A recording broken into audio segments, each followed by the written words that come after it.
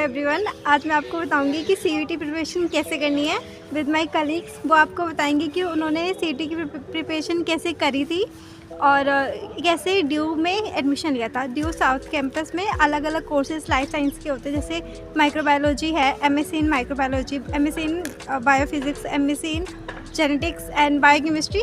तो इन सब में एडमिशन का प्रोसेस क्या है और सीयूईटी पीजी की प्रिपरेशन कैसे करी थी और उनको ये ड्यू साउथ कैंपस बायोकेमिस्ट्री में कैसे एडमिशन हुआ।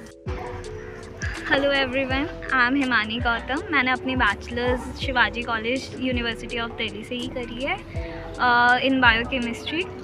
तो बेसिकली आप लोगों का क्वेश्चन है कि हमने सीयूईटी के लिए प्रिपरेशन कैसे करी। मतलब बहुत सारे डाउट्स आते हैं, मेरे टाइम पे भी बहुत आए थे कि कैसे प्रिपेयर करें। इवन यही नहीं पता होता कि एंट्रेंस कौन कौन से देने होते हैं। तो not only CUET, let me tell you, CUET, GAT B और आईआईटी जाम एंड डीबीटी के भी होते हैं। तो यू हैव टू सर्च खुद से, सीनियर हो कोई तो और बेटर। तो सीयूईटी की प्रिपरेशन एज सच मैंने थोड़ा जितना हमने बैचलर्स में डेली पर्पस में जो भी पढ़ा है, एग्ज़ाम्स के लिए पढ़ा है, बेसिकली जनरली हम एक दिन पहले पढ़ते हैं।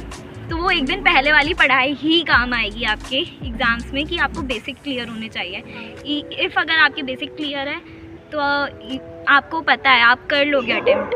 फिर उसके बाद मैं आपको ये बोलूँ तो ज़्यादातर पीवाईक्यूज़ करो, जितने हो सकते हैं पीवाईक्यूज़ सॉल्व करो। पीवाईक्यूज़ करते करते भी आपको जैसे सिलेबस नहीं कवर हो पाता तो पीवाईक्यूज़ से काफ़ी हद तक सिलेबस कवर हो जाता है और आइडिया हो जाता है किस टॉपिक से कितना वेटेज है, कितना आता है। तो लाइक मैंने तो अपनी प्रिपरेशन ऐसी ही करी थी, ज़्यादा फॉर्म भरे थे और ड्यू में मेरा एडमिशन हुआ है, वो बहुत बाद में हुआ है। ऑल्सो हो जाए तुम्हारा पेपर, रिज़ल्ट जब आ रहा हो, एडमिशन नहीं हो रहा हो, बिल्कुल पैनिक नहीं होना, क्योंकि मेरा भी ऐसे ही हुआ था। ड्रॉप मत करना, वेट फॉर अलॉट। बहुत बाद लोगों के एडमिशन हो जाते हैं, उसके बाद भी मतलब ऐसा होता है कि काफ़ी टाइम बाद तक आ रहे होते हैं एडमिशन के लिए, क्योंकि कुछ लोग अपनी सीट छोड़ते हैं इधर उधर, तो वैसे हो जाता है मैनेज। तो मेरा भी ड्यू में ऐसे ही आया। इससे पहले मैं ऑलरेडी कहीं और एडमिशन ले चुकी थी, तो वहाँ से मैंने विड्रॉ कराया था, फिर मैं ड्यू में आई। तो this is all my story of preparation. Friends, मेरा नाम संयुक्ता शर्मा है एंड मैंने अपनी बैचलर्स देशबंधु कॉलेज से करी है और मैं मास्टर्स जो है इन बायोकेमिस्ट्री कर रही हूँ from south Delhi campus, Delhi university. And according to me जो है सीयूईटी पीजी के लिए आपके बेसिक स्ट्रॉन्ग होना मेरे अकॉर्डिंग ज़्यादा ज़रूरी है, क्योंकि मैंने 11th-12th की बायोलॉजी पे ज़्यादा फोकस करा था और बैचलर्स की तो ऑब्वियसली इम्पॉर्टेंट है बायोकेमिस्ट्री, उसको तो आपको साथ साथ में लेना ही लेना है। लेकिन मेरे अकॉर्डिंग ये है कि अगर आप बैचलर्स में जेनेटिक्स भी स्टार्ट कर रहे हो, then you have to revise whole genetics like principles, molecular जितना भी आपका 12th में है उसको आपको पहले पढ़ना चाहिए। उसके बाद आपको बैचलर्स लेवल की पढ़नी चाहिए, तो आपको थोड़ा ईजिली समझ में आता है। और according to me revision is most important. I mean you have to revise in slots, like after 3 days you have to revise, after 5 days you have to revise. तो मैंने तो ऐसे ही पढ़ा था अपने टाइम पे और मेरे अकॉर्डिंग यही है कि जितनी बार आप रिवीजन करोगे उतना ज़्यादा आपका स्ट्रॉन्ग होगा कंसेप्ट। और ऐसा नहीं है कि अगर आप 12th की जो जेनेटिक्स है आप उसे पढ़ रहे हो, एक बार पढ़ लिया आपने 12th में तो ख़त्म करो नहीं। अगर आप जेनेटिक्स को आगे कंटिन्यू भी करना चाहते हो तो भी आपको 12th की पढ़नी पड़ती है। अगर आप मास्टर्स में आओगे तो भी आपको 12th की पढ़नी पड़ती है, क्योंकि बेसिक्स जो है दैट इज़ द बेस, ठीक है, और उसके अकॉर्डिंग ही आप आगे बढ़ सकते हो। तो मेरे हिसाब से मैंने प्रिपरेशंस अपनी डिग्री के साथ ही करी थी। जैसे ही मैं अपनी बैचलर्स की डिग्री कर रही थी उसके साथ साथ ही मैंने प्रिपरेशंस करी थी। बहुत सारे एग्ज़ाम्स दिए थे such as IIT JAM, GAT B, CUET PG.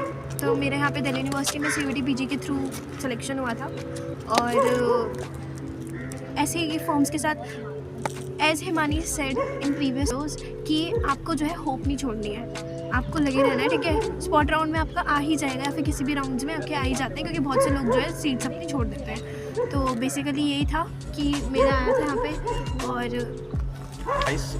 मेरा नाम गौरव जमात है, मैं वेस्ट बंगाल से हूँ। मैंने अपनी बीएससी बर्धमान यूनिवर्सिटी से किया है। During second semester second year मेरे बैचलर्स के एक टीचर उन्होंने मुझे डिफरेंट एग्ज़ाम्स के बारे में बताया।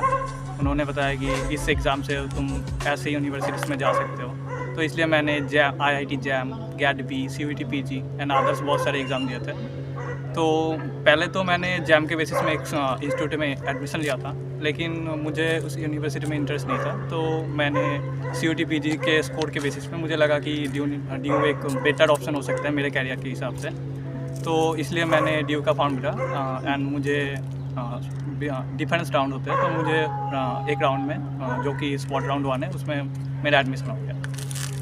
तो आप लोग भी अगर ड्यू से बायोकेमिस्ट्री में MSc करना चाहते हो तो आप लोग भी CUT PG का फॉर्म भरो।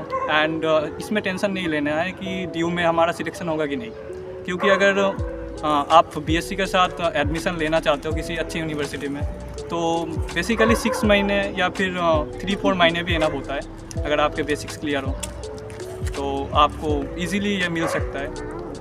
बहुत सारे स्टूडेंट्स सोचते हैं कि BSc के पढ़ाई के साथ हम कैसे अपना कम्पिटिटिव एग्ज़ाम्स या फिर जो हायर स्टडीज़ के लिए एग्ज़ाम होते हैं कैसे निकालें।